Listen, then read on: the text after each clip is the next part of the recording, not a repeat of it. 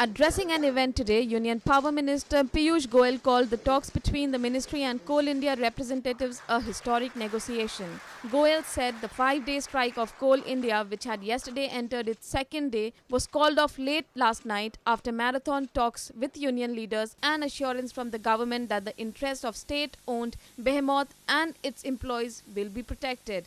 Our commitment to provide 24/7 power is only strengthened at the end of yesterday's historic negotiation, discussion and support that the union leaders, representatives of workmen have given, and the confidence and commitment that they have generated to be a part of this story as it unfolds in the next few years. Goyal said this after he launched the e-book and also released a pocketbook of Ministries of Power, Coal and New and Renewable Energy. The books were released in both Hindi and English.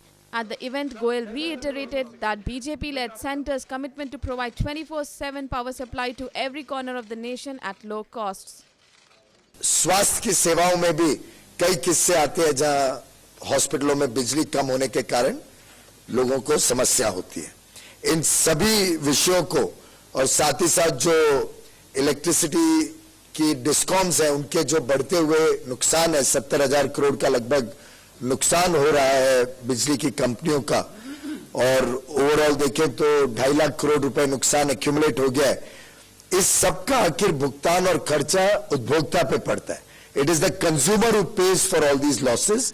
Our effort is to bring back the financial health of the entire energy sector, and I'm very confident that with the efforts to reduce the T&D losses, power theft, increase coal production, renewed focus on renewable energy and expanding the utilization of assets that are already on the ground, we'll be able to provide not only 24/7 power but also affordable power to all the citizens of India. Powered by NNIS.